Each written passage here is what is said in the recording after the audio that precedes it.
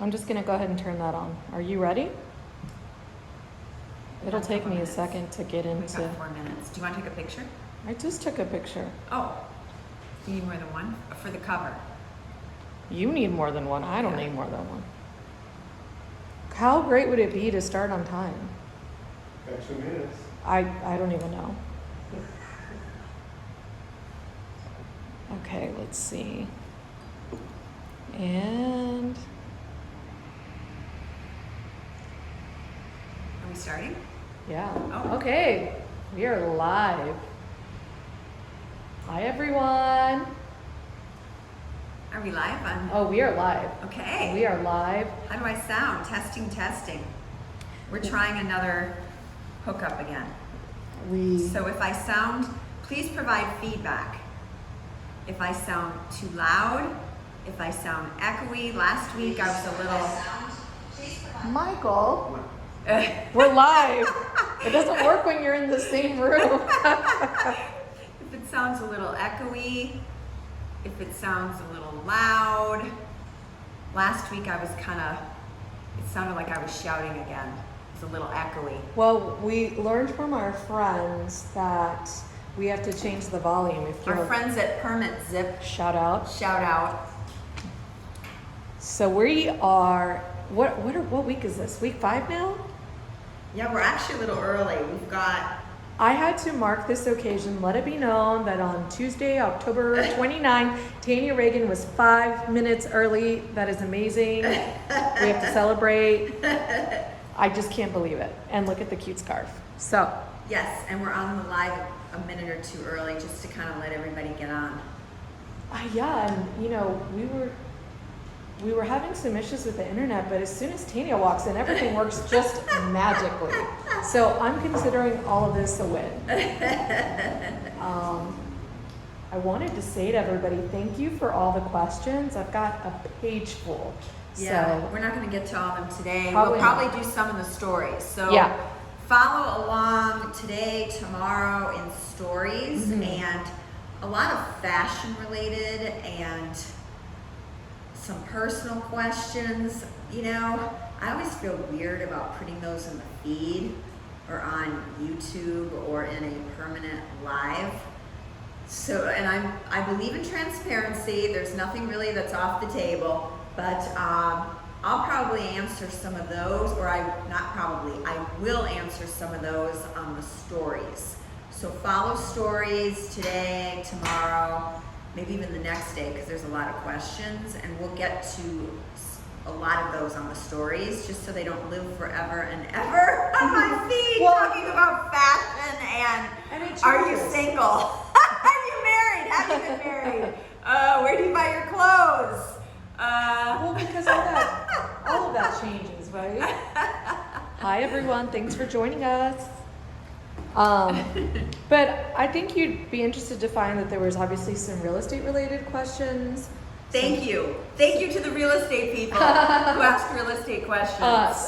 Some fun, not too personal questions, fashion, and then kind of just like advice and kind of how you get ready and things like that. Yeah, what are we on time? So it's 12:30. So, woo! Welcome to beautiful downtown Dallas. It's a beautiful day down here, lots of activity. We're actually right across from the county courthouse and across from George Allen Courts, and it is a happening voting location. that's right. So That's right. on my way over here, walking over here, I saw a lot of people coming in and out of the polls. Reminder to get out and vote. Okay, so Michael voted, I voted. It was a 20-minute in and out for me. What about you? Have you voted yet? I have not voted, but I plan to after this live. It reminded me walking by. I'm just gonna pop over there quick right after this and vote quick, so it's done, easy breezy, Yeah. off the list. When I voted Saturday, there were 6,000 people in my precinct or my polling location that hadn't voted, so I was really happy about that. So, and I tagged you. I was waiting for a reshare. Oh gosh, can you retag me? Yeah, I think so. Retag me. There was a lot going on. We had a Halloween party. That's right. on Saturday, one of my close friends, one of my BFFs, he, who by the way has a lot of BFFs, he's very, very popular. And his birthday is on Halloween. So every year he has this big Halloween party that, in celebration of his birthday. And you know, at year probably 14, it's getting harder and harder to come up with costumes. And he is hardcore. So the expectations. So, and in typical Tanya form, I tend to wait like last minute. So my dress, I figured out what I was gonna go as. Thank you, Laura, who recruited me to be a partner costume. I realized that late. That was your partner costume. That was my partner costume. I love it. And she recruited me on Monday. I ordered the dress. I ordered the accessories on Etsy and Walmart, and they arrived on Thursday and Friday evening. So Saturday morning I got up early because I wasn't even sure if the dress was gonna fit. It showed way too much cleavage for my taste. So I ran over to my tailor and sweet talked her, and she took the cleavage, Julie, and she basically pushed it together and sewed it straight up. How am I just hearing about this? And everything ended up working out great. So those who are new here, we were Alfie and Glinda from Wicked. I was Glinda. My girlfriend was Alfie. I'll post another picture on stories for those that missed it over the weekend. But for being last minute, that's great. It really turned out pretty good. How did I miss the story of the tailor? That's newsflash. Well, and it's funny because I'm in there. It's you know, I was looking online and Walmart and all these costume stores, they were outrageous for the dress prices. I didn't know if they were going to show up on time. Cheap quality. I ended up just Googling on sale pink prom dress. And I ordered it from some prom outlet. In New York or New Jersey or something? Yes. So I ordered it from this prom outlet. And it all worked out. I was Glinda the Good Witch. I love or as it. I like to say, Glinda the Good Bitch. Oh, okay. Oh my God.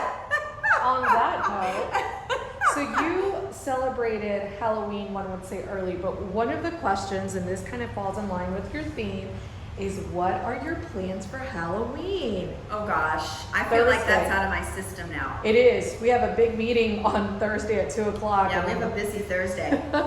Fingers crossed we are out in time for trick-or-treating. Yeah, so Thursday afternoon, Halloween, it's a very busy day that day in the office. Go figure. But we have a big purse meeting. I think it's at 3 o'clock. 2 o'clock. It's at 2 o'clock where we're bringing the team together. Yes. You know, we've been working through all these models on the purse building of how, you know, working through the scenario of a boutique hotel. You know, we've sort of landed on the number of keys, the square footage. You know, we're averaging about 350 square feet per room. That's on the small side for the Dallas, or it is the small side for the Dallas market. You know, things are changing a lot here with the new convention center being #1 in the country for, you know, DFW is #1 in the country for hospitality. Of course, we have the Waldorf Astoria. All the major hotels are wanting to be downtown. They're all circulating right now looking for locations. We've been in conversations with most of them, but you know, the 350 square feet size really is pushing it for being so small. So, you know, we're evaluating, can that work? Will they bite off on it? You know, you see it in a lot of other urban markets. Certainly this is the purse building is a fabulous location with a great story, but we're also working through the economics. I mean, right now with interest rates and where everything currently stands, it passes the sniff test, but it isn't quite there.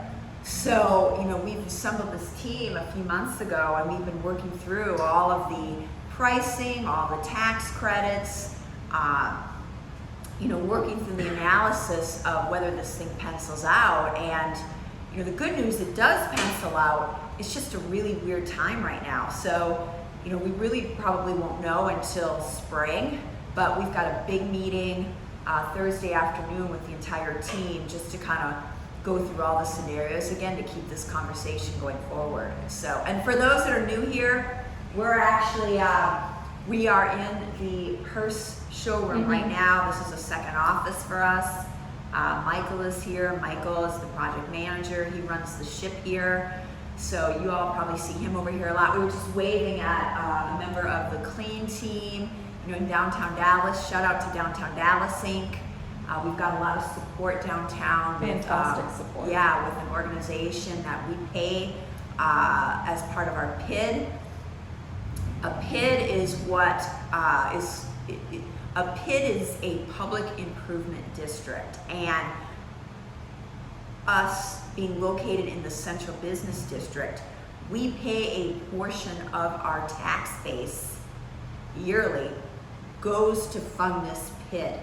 And what that means is if you are a commercial property owner or you own real estate, you contribute to both a safety and a clean component within our central business district. So the folks that just walk by is funded by our tax base, a portion from the Purse building, to keep our area and keep our city clean. So big shout out to them. And the more you know. And the more you know. So, in summary, that's what Halloween looks like at the Wildcat Management So Household. Halloween, what do I usually do for Halloween? Well, the last several years, I've went over to, I live downtown, so my neighbors were having a little get together on Saturday out back. Being in an urban center, they take and they enclose and block off the back alley, and the neighbors who have children all gather back there and had a little party for the kids on Saturday. And I saw them when I was leaving to go to my Halloween party. So, did you do a little, hi there? Yeah. So I saw they were out celebrating. We don't really get we don't get trick-or-treaters downtown. I don't get any where I live, but often the last several years I went over to my Texas state representative. Oh yeah. He has a big, beautiful home, Stay not right too on far Runway. from me, Yeah. and he does invites Massive everybody Halloween over party. to hand out candy, and people come from all over the city to walk those blocks. So for the last several years, I went over to his house. I don't know if I'll do that this year or not. It's just kind of fun because you get to socialize and you see a lot of people you know. Well, what Tanya hasn't mentioned is where this particular location is probably the number one Yeah. spot to trick or treat Yeah. in Dallas, to the point where there are DPD who shut down Yes. blocks, and that is not like a neighborhood thing. That is like a city thing where everybody Yeah. knows. So It's a historical district. really and exciting. It's people come from all over the city and they caravan in. And Absolutely, it's yeah. considered very safe. It's very So safe. the police come in, they help shut down the streets, and it goes for blocks and blocks. Well, in the last few years, we went over there just because it's a lot of fun. It And you is get a to lot of see a lot of neighbors and people even from other parts of the city who come because it's almost like a block party in a It way. is. Yeah. Okay. I see Monica there. Oh, Monica well. and Ava, we see them Yeah. over there. That is typically our go-to place since we are adjacent and the neighborhood adjacent. But this year, Ava wants to host a Halloween party and pass out Oh. candy, so that's where we'll be. Okay. And you might see that. I'm gonna tag Tanya so she can come over. Yes. But since we're going on this topic of neighborhoods, one of the questions that we got is, what is your favorite Dallas neighborhood? Ooh, my favorite That's Dallas tough. neighborhood. Well, that's tough because, man, people come at you. We're all very, very competitive with We with our are. neighborhoods. We are. So those that are unfamiliar with Dallas, I live and work downtown. And what people don't realize is our central business district Mhm. is actually made up, it was 12, but now it's 15. I don't know if you know that, it grew. Neighborhoods? Yeah, I guess didn't know they considered New Park and some of these others Oh, like new East districts. Quarter. But I'm just going to say 12 because we don't Okay. really count those yet. So 12 sub-districts, right? So downtown, circle. There's 12 sub-districts within downtown. Yes. And we are all very, very competitive. And what's interesting in those sub-districts is people think of downtown as just one big circle, but really those sub-districts they have their own unique characteristics, their own unique residential populations. Some are more entertainment driven, some are more residential driven. So I would say, favorite neighborhood. Now obviously the Purse building is in the West End, which is the oldest or one of the oldest historic districts in downtown. We also office in the West End. The Wildcat office is about a block from the Purse office. I would say if I was to choose my favorite neighborhood, it probably would be the West End. I'm not just saying that because our office is there. The Wildcat office was in the farmer's market for probably 11 years. Yeah, 11, 12, but we moved to the West End in 2021. And one of the things that I just love about the West End, it's just so walkable. It's safe. You have a good mix of population with residential. We have a growing residential population, actually. Absolutely. West End formerly was heavy on the office, but it's sort of had this conversion in the last few years, especially since the pandemic, that a lot of those buildings are being rehabbed and renovated to multifamily. So we have a growing residential population. It still has a lot of local, you don't really see all the big chains or national commercialization. It's local. So you've got a lot of long time local restaurants, local bars. You still have an office population because it actually is also adjacent to the Dallas government district. So this is where you have the courthouse. This is where you have the county building. We have 1,000 county employees literally right across the street from us.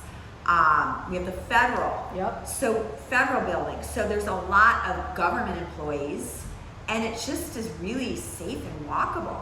So that's been a big attraction even for hiring, for bringing interns in during the summer. It's just so easy to get around. Parking's not an issue. So I would say the West End is probably my favorite neighborhood just because it's so easy to get around. I mean, we can pop out. I can be over to this building a block away within minutes. The team can run out and grab lunch within minutes. They laugh because everybody's laughing because my war on lunch. But lunch hour and we won't eat till probably. I would say West End is really kind of falls under the radar, and let me tell you why. So West End, those who are new here, I'm fairly new. I'm new to the city. I'm a northerner. I've only been here for 17 years, which seems like a long time. It seems like a long time, but for longtime Dallasites, No. they still consider me an outsider, right? I'm like the rebel rouser who came downtown and thinks she owns this place. She does. Female besides. I mean, who does she think she is, right? West End in the 90s was an entertainment district. It had a movie theater, it had a high tourism population. Van Halen did this big outdoor concert in the 90s that they still talk about. All that was before my time, right? So a lot of the long time,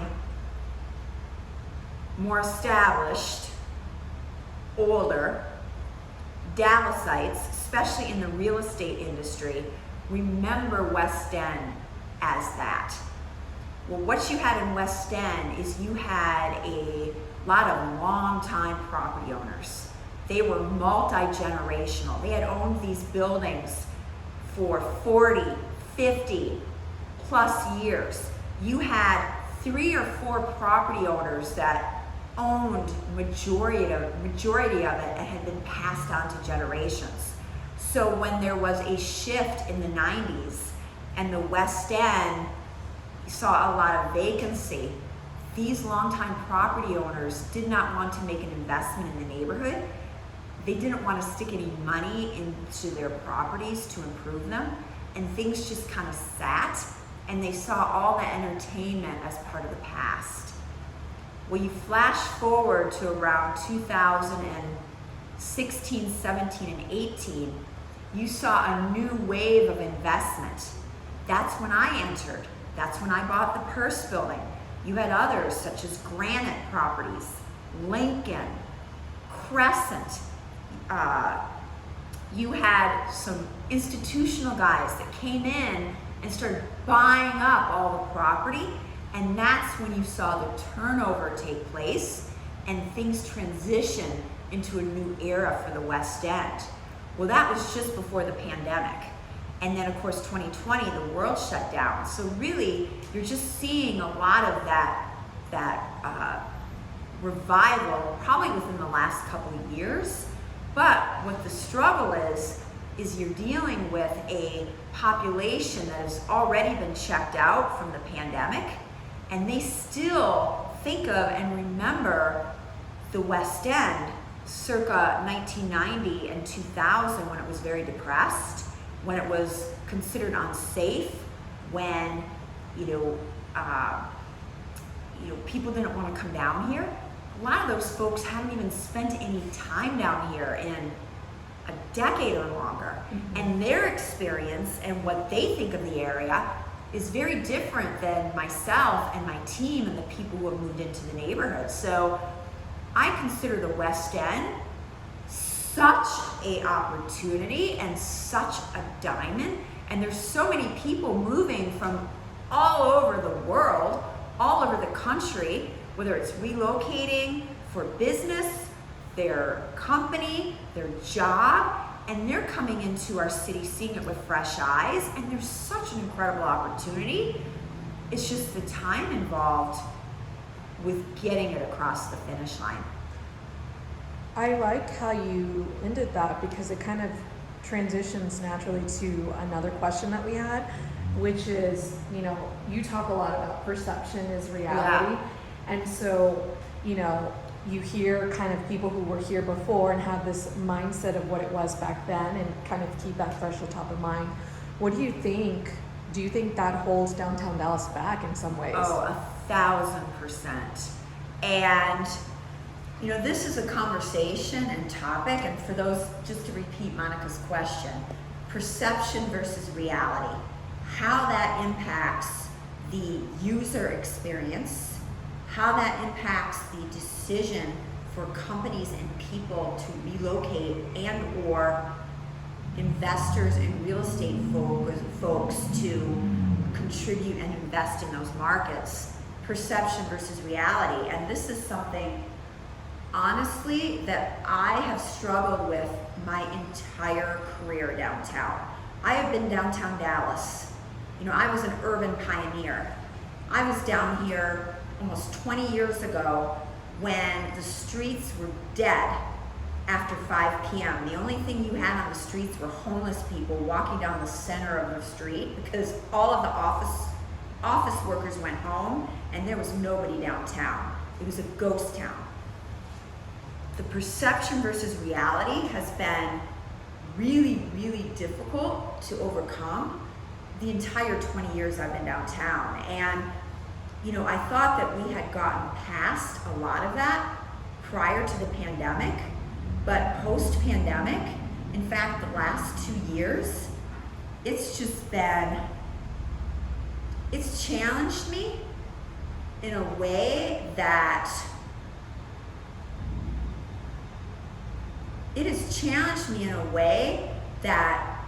I don't quite know how to navigate. And what I mean by that is just in the last week, literally last week, I was having this conversation with someone, also another person who's very, very involved downtown, and we were talking about this exact topic of there's so much that's out of my control, and that's really, really frustrating as a real estate person, as a developer, as somebody that's trying to create all these wonderful things that you think, oh, well, it should be that simple, right? Can't people see that we want to do positive things, that we want to bring economic development to our city, that we want to encourage people to live, work, and play downtown, that We want to shine downtown in a positive light in all the wonderful way that it is. It seems pretty simple, right? Yes. But the reality is there's a lot of underlining layers. There is the politics, there's the bureaucratic, there's folks that have an investment elsewhere that say, you know what? She looks like she's getting too successful. I'm gonna put her in her place. Oh, look, downtown looks like they're making some headway. Let's throw a little wrench in that, because they're trying to protect their investment and its competition. And when you're dealing with, these perceptions versus reality, people come out and they make some very, very bold statements that frankly just plain aren't true, that are false. Or maybe there's some element of it that's true, but it's so dramatized or blown out of proportion, or that it gets that out there, and it truly does do what it was intended. It throws roadblocks, and that's very, very frustrating for me. And the perception really is reality. And when Monica asked perception versus reality, if people don't feel safe, we've got 50 people walking by the Purse building right now. There's people all over. It's active. Downtown's active, especially in the West End and the outer edges.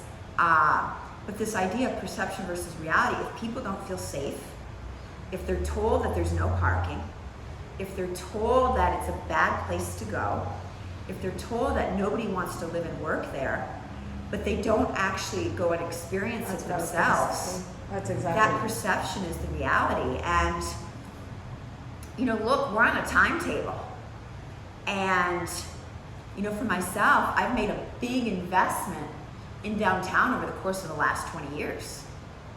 And I'm a little fish in a big pond. I'm just a little squirrel trying to get a few nuts that are being thrown down by, the big institutional and the big conglomerates.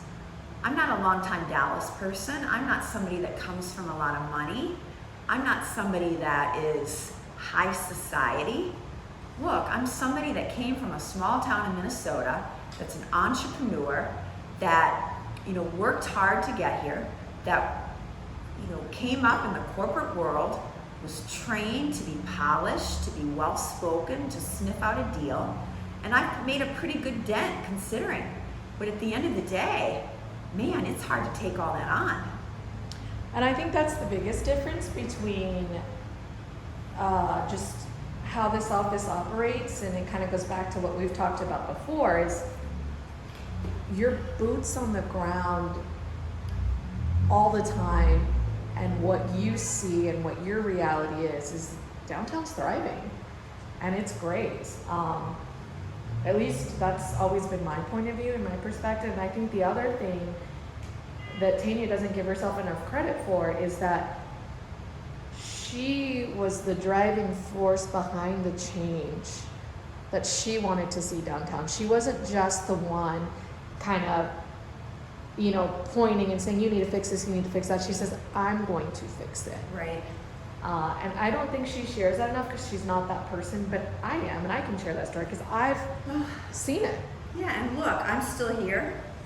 So I was here at the beginning, and from my peer group, I'm the last one here standing. Now, a lot of these big boys, they've come in, and they're certainly a lot bigger than I am, and they, they try to squish me. But somebody made them interested to come back. Somebody made them interested to come back in and invest. And somebody made them interested to come back in and get involved. And look, we need them, because at the end of the day, they have a lot more money than I do. They have a lot more political will. They have a lot more connections. And look, they've got a lot more skin in the game, realistically. But so we need them, and I'm glad they're here. But You don't gotta squish me to get ahead. No. And why? And I'm not going anywhere. I'm still here. I mean, you know, pre-pandemic, there were others like me. But a lot of those folks, they're all gone. I'm the last woman standing. So. And a fun fact, you know, Tanya mentions this is her 24/7 environment. I'm pretty raw here today, folks. She is. Okay, we're gonna take a sip. But tell everybody about your staff and how that applies. Kind of give everybody that fun fact about us. Yeah, so, you know, before the pandemic, I had a much larger team. Post-pandemic, you know, we scaled back. We scaled back for expenses. We scaled back to better utilize resources, and really it's come back to foundationally, you know, who I can count on and who's my core. And, you know, we're doing a lot right now with less, certainly. And, you know, the people that are part of my team, you know, they live nearby. They've been with me a long time. You know, we've kind of taken it back to the basics. My circle's pretty small, and it's the same way in my personal life. You know, I have a lot of friends, but I have a very, very small circle of friends. Mm-hmm. I just like to keep things close. What I wanted her to say is that we're all less than 5 minutes from the office. Yeah. We're all downtown people in some way or another. Yes. Everybody lives pretty close. Okay, so we are 30 minutes in. Okay. And just kind of wanted to like change the pace and do some fun things. Okay. And just a couple questions. One of the questions is, what made you decide to start doing lives? Ooh, why did we decide to do lives? You know, I think more than anything, just to kind of talk openly and talk more raw. You know, we get contacted from, especially young women, from all over the country, sometimes even The world. even sometimes outside the country. I guess they Google or they try to look up women that are in construction or in real estate development or in commercial real estate who are owners. And when they do so, there's not a lot of us. So, you know, we started getting contacted and they were looking for mentors, or they want to know if I can hop on a Zoom call. And look, it's really, really hard to do all that. I love to do it, and I try to do it, but you know, this was an opportunity just to kind of have one day a week where we sit down for an hour and just talk about various things, whether it's current events, whether it's how I feel at the moment. You know, this business is highs and lows. Sometimes I'm going to be real high and on top of the world. Other times I might be a little low. You know, just kind of talking through some of the scenarios. You know, also people who follow me, I'm a very upbeat person. You know, certainly on social media, we show the 1%, right? Like, what am I wearing today? Isn't it fabulous? I'm walking downtown. Woo, living the life, my best life. You know, you see all of the positive stuff, which is wonderful, but this idea of spending an hour each week, 45 minutes, half hour, whatever, just being more raw, more open, talking about current events, talking about some of the struggles that even I go through personally. You know, when I speak and I go to some of these events, you know, a lot of the young women think, well, God, look, she's got all her shit together. You know, isn't it wonderful? She's a pioneer. Yes, that's great. I'm a lot of those things, but I'm still navigating uncharted territory, even for myself. And there's certain things that don't necessarily go away. They're still there. I'm just navigating them differently. And being able to expand on that a little bit more and share how I overcome some of that and share some of those experiences. So that's one of the reasons why we started going live and just trying to talk more. I don't know if this is something we'll continue. Do y'all like this? Is it too long? What's your feedback? Do I talk too long? I'm a highly detailed person. Sometimes I get too wordy. Are my answers too long? Is the topics the type of topics you like? Is once a week too often? Is it boring? What kind of stuff do you want to see? Do you need a different location? Do you want me walking around downtown more? What type of stuff would you like to see? And we're gonna try to chop some of this stuff up and post it on some of our other socials too. Check out YouTube, Tanya Ragan's YouTube. Yes, go to YouTube. We have a lot of these chopped up and Yeah. sliced so they're quick and you can kind of get those questions answered. We're going back to some of our old panel discussions, some of our old speaking engagements. We're putting them on YouTube. And we put this live. on Yeah, we're YouTube. chopping up some of the other interviews, putting some of those on shorts. So definitely go check out and follow us. Please follow us, share us on both YouTube and Instagram. Okay, couple other questions. I don't know if this one's a fun Did one. anybody offer any live questions today? Did you get any live questions? A lot of comments from Yeah. folks agreeing with you in terms of like our leaders in Dallas and who we choose to be our leaders. Yeah. Another PSA to go vote. Yes. What people don't realize, not to get on my soapbox again because it's voting season, but your quality of life is most impacted locally. Who you choose as your local representatives, we get very, very caught up in the national elections, obviously very, very important, but locally, state and local representation has the biggest impact on your quality of life and your day-to-day business. Who you select in those positions. It's so important to know who your council member is, who your state representative is, what is happening with bonds and various charters.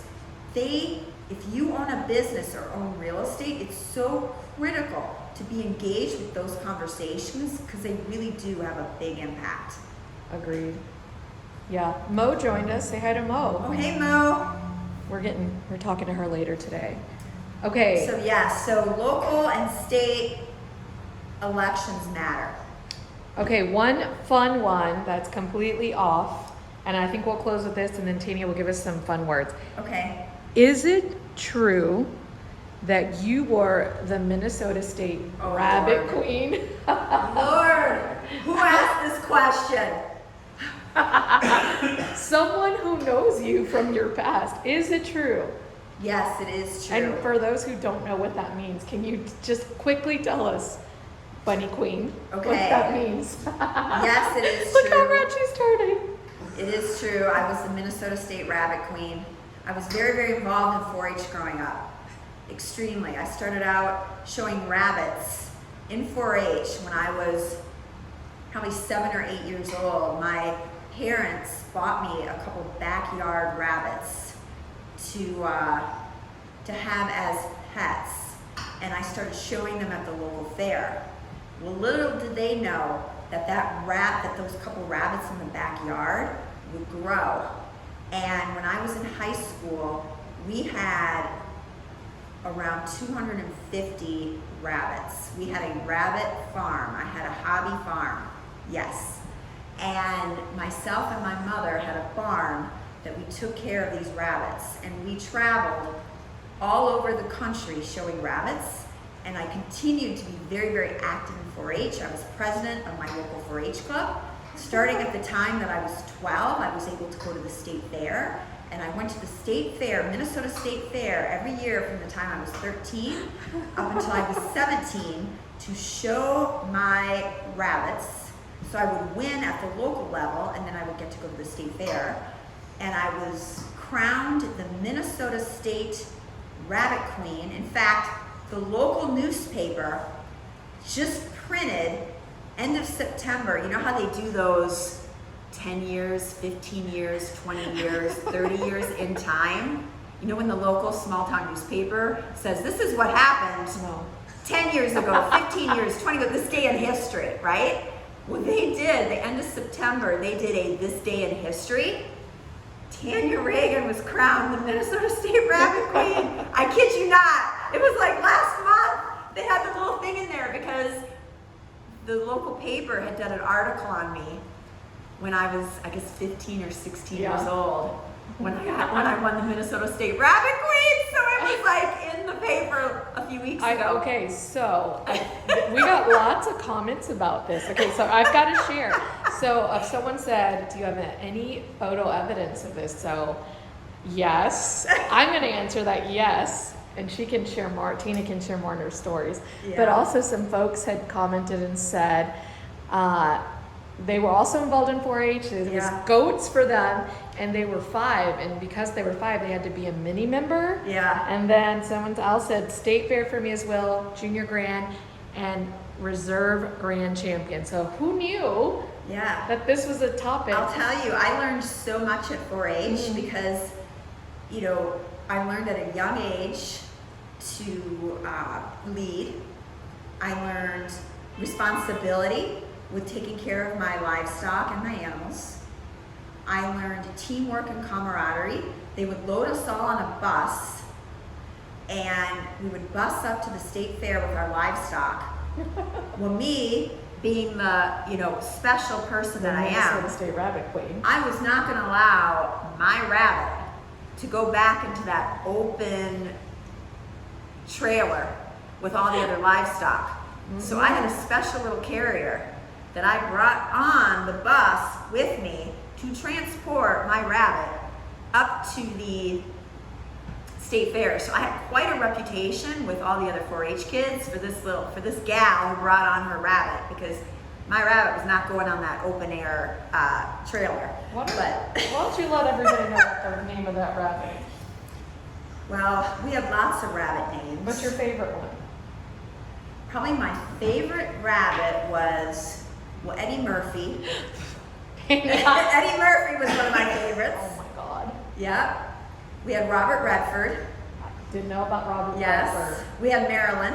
Okay, nope, that's not who I'm talking about. But Fuzzolina was my That's very, my very girl. favorite. Or boy, I don't know. And in fact, I still sponsor, since I've graduated from high school, from graduation of high school up until current, I have sponsored the Reserve Champion Rabbit Award at the county fair every year since I won that award. So I still get a thank you every year from the winner of the Reserve Champion, winner of the Rabbit Award. And I have sponsored it every single year since I won that award and graduated from high school. So just a little interesting tidbit. I love it. So again, perception and who Tanya really is. I think that's so important to people hear that story. It makes me laugh every time. And fun fact, every year for her birthday, the team, we give her a new bunny for the office. So she'll have to share that with you guys later. Okay, parting words before we go. Parting words. God, put me on the spot. I know. Well, parting words, we've got 2.5 months to the end of the year. So I've been thinking a lot starting this week of how I want to end the year. You know, this time of year is always a weird time of year for me because, you know, after Thanksgiving hits, things kind of start to quiet down to the end of the year. So I'm already really conscious thinking about, okay, what are we still capable of accomplishing these next 2.5 months? Is there anything that's kind of low-hanging fruit? Is there any conversations that I need to have that could potentially still get some traction this year? If there is, I need to have them in the next 2 weeks or it's going to be too late. So just being cognizant of, I'm already starting to look at 2025, starting to put some meetings together, how, you know, to investigate conversations for 2025. So that's sort of my parting words for people to be thinking about that. Start planning. Yeah, start planning. All right. Okay, everybody. Thank you to everybody who joined us. Let us know your feedback. Do you like this? Do you not like this? What type of things you want to hear? Do you want to see us more out on the street? Do you like some of the raw? Make it a great day. All right. Have a bye. great week, everybody. Thank you. Thank you.